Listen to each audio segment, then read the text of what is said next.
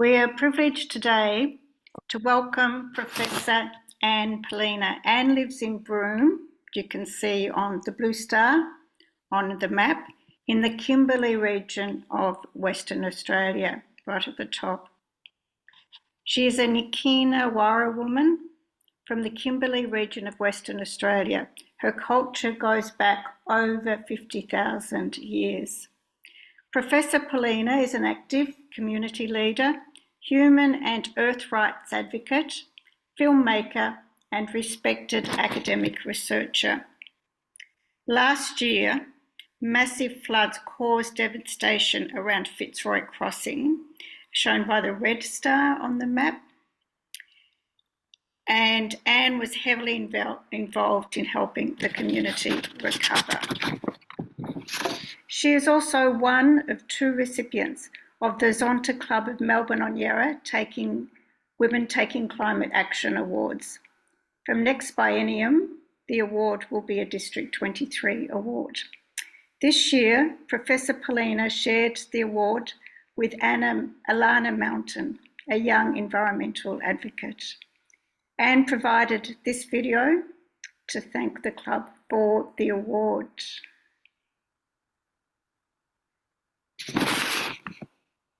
Mabubayan, good evening. Ngajunu niluwal Anne Poelina, ngayo imarwaramanen, ngai mandajara nganga in Broome, Jugun and Yaru country, and Broome is my home. So I want to thank the Zonta Club of Melbourne on Yarra for this amazing award. It's called the Climate Change Award in 2023, and it's acknowledging the work that women are doing to bring our young women and young girls with us in terms of leading by example. So we're in a moment in time where climate change is very real. It has a huge impact across not just our nation, but across the world. And I think women come from a world of an ethics of care. We're born into a world where it's not about me, it's about we. And together we are standing with all of you to say thank you for this award. I acknowledge the co-winner of this award as well, this young Indigenous woman who's doing amazing work. And what we're saying is that we're standing together with not just each other, but with all of you, building a coalition of hope to deal with the climate change, the climate chaos, the climate uncertainty, and the voices of women, and particularly young girls and young women, need to be lifted up, valued and respected, because we have solutions that can work with our men together, stand in unity, work together, walk together, but bring our young people into an opportunity where there is intergenerational equity, that they will have a future when we're all gone. Kalia Mabu, thank you for this award. Thank you. As you are all aware, Zonta Says Now is an international campaign working to raise the voices, concerns and positive actions of women across the earth regarding climate justice. We can only be successful and effective if we work together, which means that we need to understand issues relevant to different communities and regions and learn from each other so that our voices and actions are united and strong. We welcome today the opportunity to learn from you, Professor Poelina. Over to you now, Anne. Yeah, fantastic. First of all, I want to say that I'm on a very unstable internet. There seems to be things going on, but this is a wonderful opportunity to come together. So in my language, I want to say, Mabubara, ngajinu nilawal Anne Poelina, ngayo imarwara manan, ngayo manda jara nyigana nganga, in Jugun and Yaru country in Broome, Ngayo home. So I'm just acknowledging the land, because as Indigenous people, we understand and we believe that the land is alive. It is a very active actor in everything we do and say. Yeah, I am back. It's just that, as I said earlier, I'm in Broome and the internet's very, very unstable today. So I first also wanted to acknowledge that it is Mother Earth Day, and it's such an important day for all of us to come together. So I was just introducing myself in my language, and one of the things I said is, I am a woman who belongs to the Muddawarra, the Fitzroy River, in the Kimberley region of Western Australia, so that we see the river as a living ancestral serpent being. We laugh with it, we cry with it. It created our law, our duty of care to each other. Some of you are on board today from New Zealand, and I was so excited when I heard the Wanganui or the Whanganui get personhood. Can you hear me? Yes. Yes. Oh, great. Just that some of the Yes. people are frozen on the screen. Yeah. So I heard the story, the Wanganui, the Whanganui had been granted personhood, and I was so excited. I Yes. went back to the other elders and I said, do you realize a river in New Zealand has been granted personhood? And they looked at me as if I was from another planet, and they said, in regards to our river, the river is not a human being. The river is not a human being. It is an ancestral being. It has a right to not only live, but a right to flow. So much of my work is looking at ancestral personhood, particularly around rivers, not just here in this country, but nationally and globally. Rivers are so, so important. They are the arteries of the umbilical cord of the planet, and they are connected, each and every nation, underground, in the sea, every which way. So rivers are so critical to our well-being and the ability that they hold life. Our river is called the river of life because this is what it does. This is the responsibility we have in terms of caring for that system. So as an Indigenous woman, one of the things is this concept of first law, law of the land, not law of man, is a philosophy, is a worldview that when we are born, we understand that these are values, ethics, virtues that allow us to navigate and negotiate how do we live as good and decent human beings in a civil society. So these first laws are what we call laws from the beginning of time. They're told in first law stories to teach us values, to teach us ethics, to teach us how we are to work together, live together, share together. So from my culture, we come from a world of we, not me. So it's about the collective well-being, which also includes our ancestral beings. And so from that perspective, we see that everything around us is alive. Everything around us has energy. Everything around us has a right to reach their full potential. This is so critical for our young people. And, a little while back, and I'm not sure where this case is sitting, but it was almost very, very disheartening when young people took the then Minister of the Environment to court, saying that ministers do have a fiduciary duty of care to ensure that our young people can inherit a world around us that is better than what we had. And so this intergenerational equity is a very, very important point for young people. But the courts in Australia actually found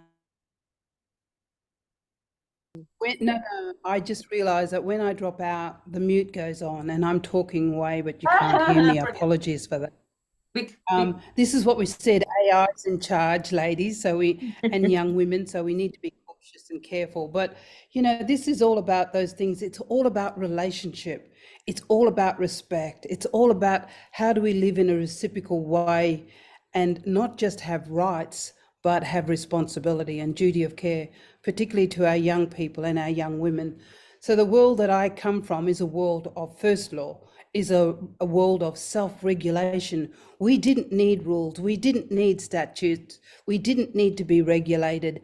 And so there's a real difference in terms of these worldviews between first law and Crown law in terms of how do we do these things. I actually write a lot about lawful, awful laws that are no longer fit for purpose, not just for us as human beings, but for the environment in which we live and love. So we're in a moment in time where there is a lot of complexity, but what we're dealing with is complex.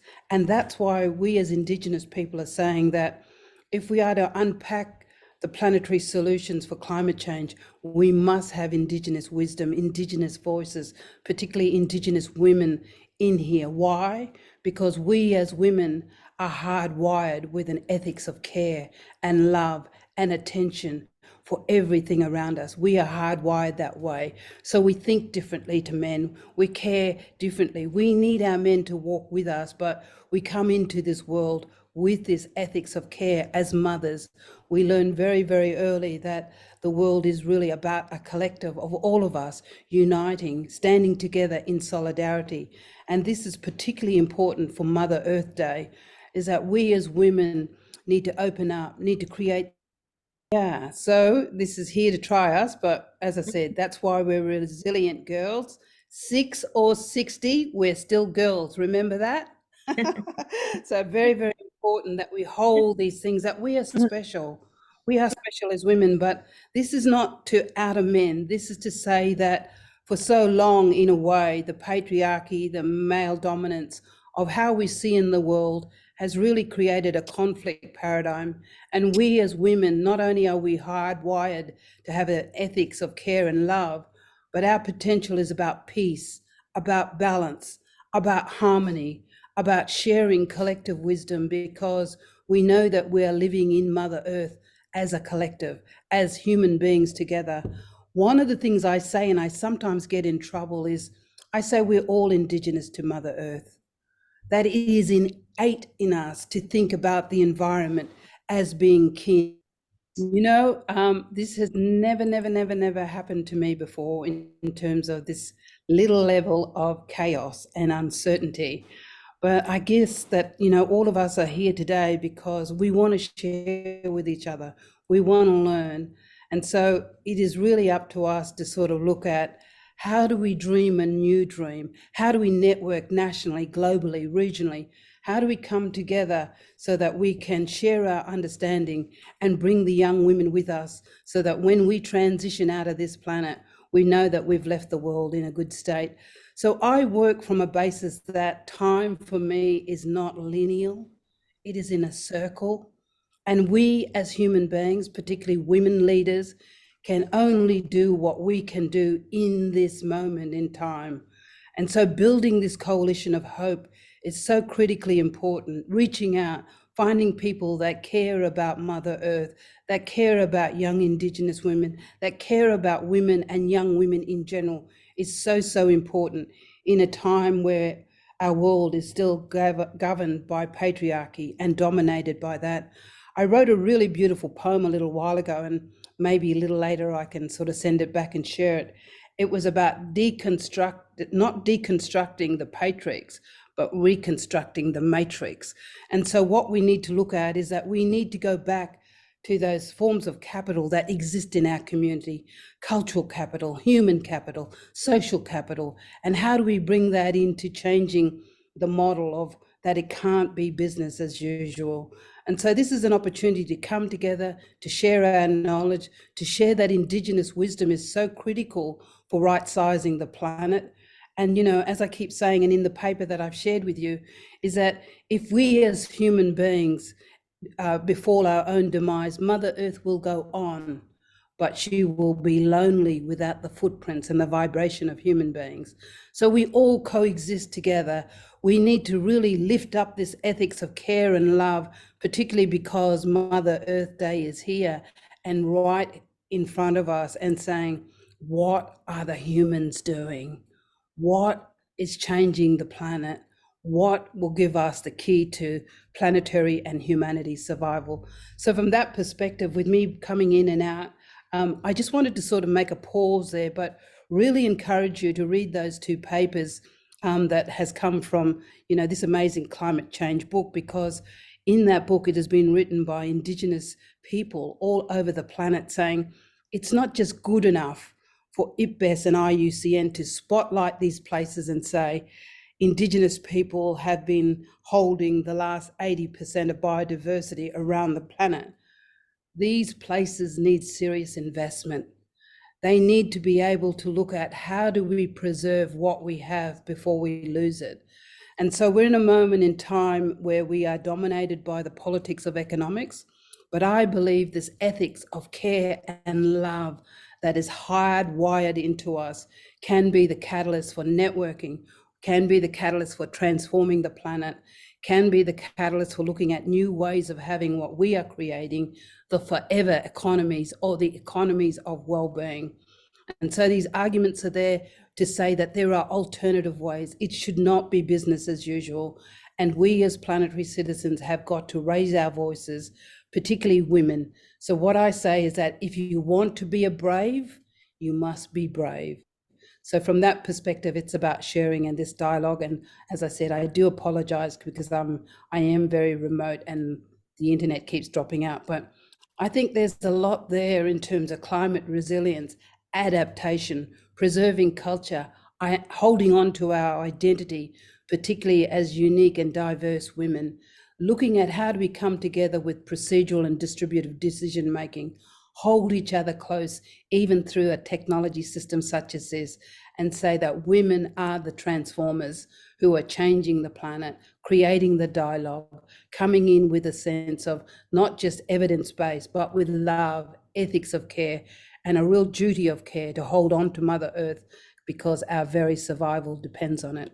And as I close, I say that as Indigenous people, we have not walked away from the Garden of Eden. We have held on to it. We've loved it. We've tended it. And now what we're saying is that if the planet is to survive, we need each and every one of us on this call, in our networks, standing up, being brave, and coming to a conversation with good spirit, in good faith, looking for how we have these planetary solutions so our young people can have a climate chance. Thank you. Thank you, Professor Poelina, for today's talk and for getting through all the technical difficulties that you have being in a remote part of Australia. I'm Sandra Burns, and we also thank you for the 2 articles that you circulated. Not everyone might have had a chance to read those yet, but we do hope that you do take that time. I also want to thank, I've been checking on the chat there while we've been listening to Professor Poelina. There is a link there to the river in New Zealand. Thank you, Helen, for putting that up.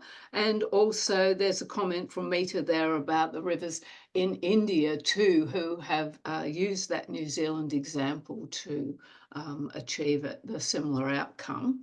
So yeah, just look in the chat if you want those links there. And thank you also in the chat for everyone putting up where they are, because a lot of people I can see are right around the world, and you're up at night, and for once it's the middle of the day, or you know, late morning for many of us here in Australia. Now we'd like to use the breakout rooms to discuss what we have learned to improve our understanding of climate justice and its implications for First Nations women everywhere, and to explore how we can support each other better. Now, we're going to go into 3 breakout rooms, and Carol will put you into those rooms, and we'd like you to return with at least 2 questions for Anne from each breakout room. Your group facilitators are Cheryl, Sue and Christine, and you'll have 10 minutes to come up with some questions for Anne. And then we're going to allow 15 minutes for questions and answers. So Carol will be putting you into those rooms now. And well, welcome back from the breakout rooms. We'll just wait till everyone's back in. And then I'll be calling on Cheryl, Sue and Christine to come forward with the questions. I'd just like to say in the room that I was in, there was a lot of discussion, a lot of comments from various women around the world, and connecting very closely with you, Anne, and what you had to say.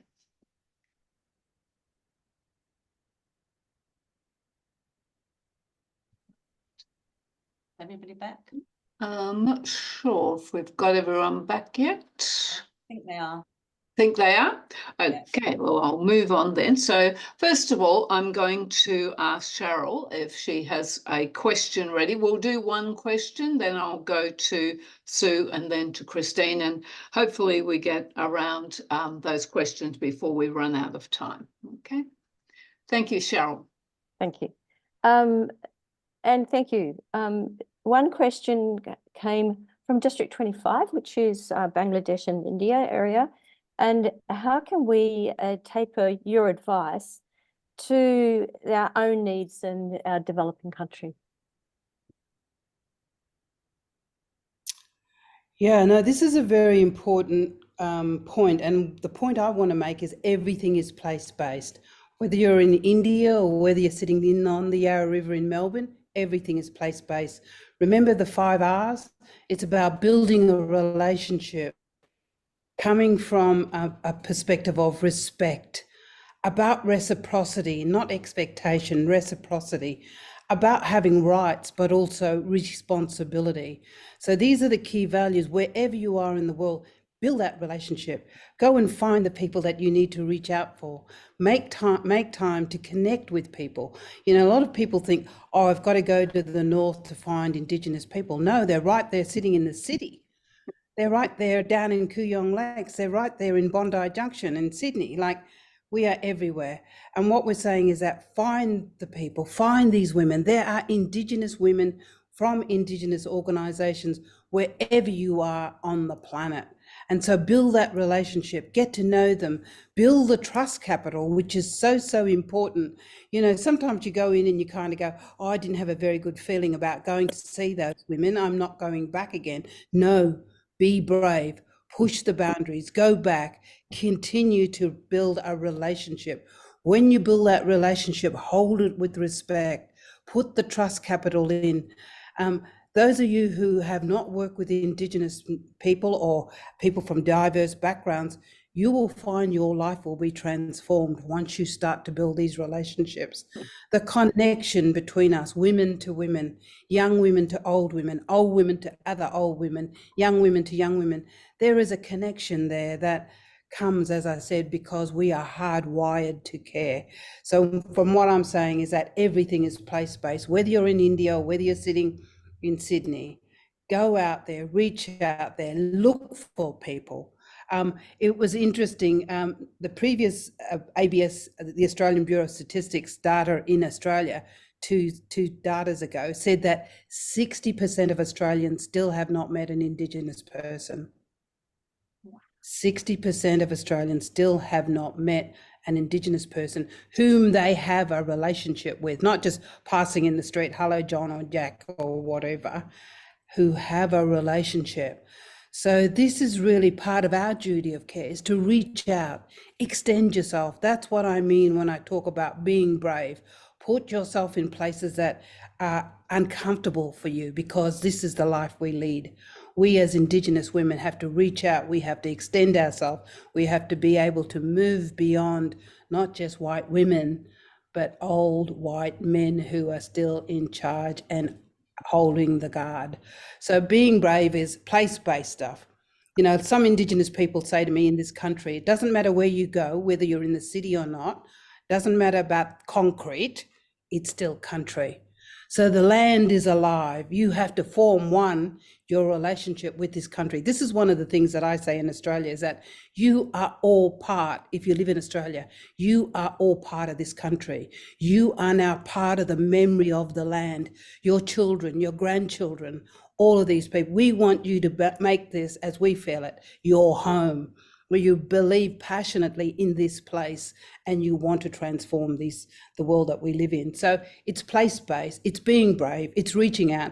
Every place where all of you are sitting on this platform today, have Indigenous women close to you in your communities. Go and find them, build a relationship of trust, respect, and your life will be transformed. Thank you, Anne. That was terrific. We'll go to Sue now, so we don't waste any time. And your question from your group, please. I'm actually going to hand over to Bridget, because poor Bridget got cut off by having to go out of the breakout room with her question. So, Bridget. Thank you. I was just wondering, and the question is around the things that unite us from the environmental perspective, around the things that you talked about, which is water, and that's universal across the globe for one reason or another. But what is it, how, or what would your advice to Zonta be, I think, around the things where we still have differences? So if we talk to Canadian women or New Zealand women, Australian women, we talk about the particular barriers that Indigenous women may face. But then when you started to have that concept in the European context, it has there is no sort of a parallel. So I was just wondering, as an international organisation, what would your advice to be about how do we continue to, we know the things that unite us, but is there anything that we're missing in that sense? This is a really interesting question, because one of the things I say, and I'm a multidisciplinary scientist, right? 3 masters, 2 PhD, Indigenous scientist. And what I say is that sometimes we're a little bit testosteroned out on science. We need a different way to tell the story, through film, through song, through dance, through theatre, through, I just was talking to some young people a couple of weeks ago, and they've come back with a comic strip of me talking about how to defend the planet from a young person's perspective. And I thought it was so beautiful, 3 pages and it says a whole story. And that young people are looking for this wisdom, you know what I mean? Like, they want to be able to connect. So I guess the point for me is find different ways to tell and celebrate the stories in your community, through song, through dance, through art, through connection. So that's, my little bit of what do we need to do differently in this process, because I think we need a different way to tell the story. How do we reflect what Mother Earth wants to say? I've just actually published a whole book with another colleague of mine on poems for the Marwara. And it's a different way to tell the story, which is non-threatening. It's a different way to tell the story so you can bring people with you. It's a different way in terms of interacting with our young people, because they are so switched on with technology and how do they tell these stories. I used to make films that took half an hour, an hour. My children come along and they make films in 5 minutes because they say, Mum, people don't have half an hour. We need to be able to be very powerful storytellers, pick them up in 5 minutes, tell the meaning of the story and bring them with us. So I'm just saying, I would encourage you about poetry, around song, around dance. Food is such a brilliant connector in terms of the diversity of where we come from. Bringing something different, sharing a plate, connecting with people, sharing food. How did you prepare that? What did you do? What's your trick for that? Build that sense of being a human being. Being a human being is a very, very big privilege, because we can think, we can reason, we can have logic. And it's even more special when you're a woman, because you're extra hardwired for these ethics of care and love and attention. So I'm just saying, try things differently. Don't always go in the way that you normally know. Reach out, find people, get to communicate in a different language, and try something other than peer-reviewed science, because we've got more than enough information that should tell us right now how we should be looking after Mother Earth, but we are not listening. And so we need a different way to tell the story. Thank you, Anne. And we'll just move along to Christine from her group, please. Is Christine there? Can't see her on my screen. But while we're waiting for Christine, I'm not sure whether her internet's dropped out. If you wanted to ask another question, Cheryl, did you have another one you want to ask? It was a curious question about, not a curious, but it was a curiosity about the rights that the river was given under the New Zealand law. I think one of how that would be translated into giving life is, and recognizing the river, the life the river has to people in different countries. How would that be able to be translated or to help other people? Yeah, no, it's an interesting story in regards to that. And remember, I said that one of the things was the granting of personhood. And so that is being picked up by different rivers in India, around the country and the globe. One of the things that we are arguing in terms of a change in that is ancestral personhood, that a river is perceived and believed to be an ancestral serpent being. And so how does that change the definition of personhood? So this is what we are doing. We say the river is alive. We can sing with it. We can dance with it. We cry with it. It's created our law, our whole identity. So one of the things is the Fitzroy River, or the Marwara, is recognised as national heritage, which means it belongs to every Australian. It's also recognised in Western Australia as the largest registered Aboriginal cultural heritage site in Western Australia. Western Australia, for those of you that don't live in Western Australia, this is a crazy, crazy place. The laws are unlawful. They are not fit for purpose, not fit for the environment, let alone fit for Indigenous people, let alone fit for public interest matters. And so therefore this is that concept of being brave, pushing the systems, trying to get transformation in terms of looking at how do we get legal reform. The book that we have published, A Declaration of Peace with Indigenous Australians, with Nature and First Law, published 2 weeks ago, really gives a very, very clear case for those of you that are lawyers. I am not, but it gives a very, very clear case of how current law in this country could sit side by side with First Law. One of the things about the Wanganui, the Whanganui, was government's intent to act in good faith with the good spirit. There is no good spirit here. There is no good faith negotiations here. This is about conflict. This is about contestation. This is about privileging the most wealthy people in the nation at the cost of everyone around us. Social living costs in Australia is just plummeting down low. I sit on a very private, quiet, confidential group looking at national security and peace.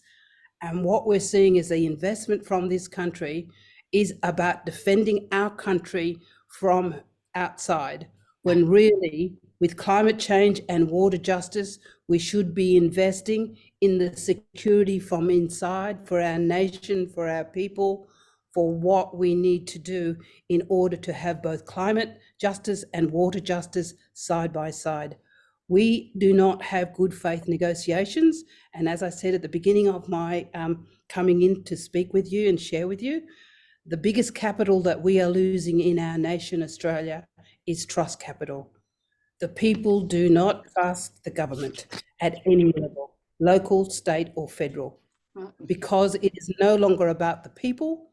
It is about the predatory elite and privatising our most precious public resource so the wealthy can continue to sustain their wealth at the cost of everything and everyone around us.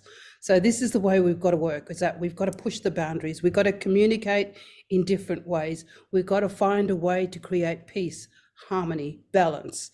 We have to understand that we are universal citizens that exist in a pluriverse, not a universe, and that each and every one of us have a duty of care to really change our own individual behaviour, work with our families, our young leaders, our young women, raise them up, give them a voice, invest in them, build their capacity, help them to reach their full potential, ensure they can have intergenerational equity, and dream new dreams for planetary well-being and Mother Earth. Thank you, Anne. And Carol, I think quickly we could go to Christine now she's back on and have a question from Christine. That would be wonderful. Thanks, Sandra. And my apologies. I don't know what happened. I couldn't unmute anything. But anyway, I'm back. Look, we had some great questions in our group. Just quickly, the one I'm going to go with now is, Anne talked about us all being Indigenous to Mother Earth. Some First Nations women have had negative experiences at the hands of settler people, other people, and some of us settler, other people have had some negative experiences. Some of us don't even know, as Anne said, don't even know, have a relationship with Indigenous peoples. In our Zonta clubs, what can we do to invite First Nations women in so we can work with them in the interests of valuing our culture, valuing our whole Mother Earth? What can we do to invite them in to make them feel safe in order for them to come into our clubs? Yeah, no, thank you for that, Christine. And as I said earlier, my sister was the first social justice commissioner in this state and was awarded the International Zonta Award. So that was somebody who was a great ambassador for Zonta, who reached out and did many amazing things on the basis that you recognised that she was a good and decent human being that did a lot of good things. So, connecting to the Zonta Club, extending our networks. I'm not sure if you were on earlier, Christine, when I spoke about everywhere you are, particularly in Australia and everywhere around the world, there are Indigenous women in your communities doing what they're doing. They might not want to come into Zonta. Zonta might need to go in there. So it's all about building a relationship, building that trust capital, sharing what you've got, understanding there is no expectation, that all you want to do is see how you can share human to human and have this ethics of care and love. And what are they doing? How can you get involved? Because a relationship takes time to nurture. It takes time to build respect. It takes time to do these things in terms of healing. All of you who are Australians understand that most of Australians voted not to include Indigenous people in the Australian Constitution. But we don't give up. As I said, because we see time in a circle, we hold on to hope through a coalition of hope. So it's about reaching out, building relationships, building trust, building respect. There will be things that I will start in my lifetime, which needs to be picked up by my grandsons and granddaughters. I will move through this pathway. But as I said, we have to do what we can do in this moment in time and make that little drop of water fill into a bucket, which is Mother Earth, so that we can sustain ourselves forever. One of the questions was, what do I mean by Indigenous to Mother Earth, all of us? I travel the world. I spend a lot of time in France. I go way out into the back of France and I meet old people who've lived with the animals downstairs, they're upstairs, care for their environment. It's not a cultural difference. It's values and ethics and virtues. These are Indigenous virtues. We come from a world of we, not me, not of individualism, always about the collective well-being of everything around us. And this is what I'm saying, get in touch with these values, get in touch with these ethics. We can extend them. Before we got into a conversation globally around production, commercialization, politics of economics, this is how we lived, human to human, connected by our communities. And one of the things that's showing up with climate change, climate chaos, climate uncertainty, climate wars, is that the first line of defense is community. We reach out, we get to know our neighbor, we work together in a time of great distress and dis-ease. And so community is so, so important. So as I said, it's really just trying something new. Switch a light bulb on and go, I'm going to be brave and go down and see those Indigenous women who live down the street, who have got this entity going. Everywhere you are, we are there. Reach out, be brave, build that. Somebody had a question when I was passing to the elders about culture. How do you get cultural revival in places of colonialism? I really say, the people who hurt us the most as Indigenous women are our Indigenous men who have changed their values and ethics and have become part of the predatory elite and now dictate to Indigenous women like myself about what can or can't be done. And I cannot work like that. As I said, this requires me to be brave. So the biggest pushback I have is from Indigenous men who believe that they know best, not just for Indigenous women, but for the whole community, and are on a business model of wanting to be predatory elite. And so it always is asking us to extend ourselves, to grow, to think of different ways to do business on country. So what I say to those people who live in a colonial framework, be brave, reclaim your culture, start to do what you believe needs to be passed on. So from that perspective, it's all about sharing, it's all about caring, it's all about recognizing that today is Mother Earth Day, and she must hold all of us together so that we start to dance and sing and tell these stories on the land a different way, so we can lift our young women up, lift our young men up, and work and walk in a world where we can continue to have, as I said in my paper, a climate chance, a climate dream. Thank you. Thank you so much, Anne. And it was good that we could fit in that other question. And we do have a way we will be able to send you some other questions that might be people might want answered. So many thanks, Anne, for your fabulous presentation today. You've opened many people's eyes on the issues relating to women, earth rights, and how we connect better with country. A quote that was given to me by Lilla Watson, you may know her. If you have come here to help me, you are wasting your time. If you've come here because your liberation is bound up with mine, then let us work together. So we look forward to working together with First Nations women around the world, as our futures are intrinsically linked to how we will treat Mother Earth. And we thank you for all your wisdom today.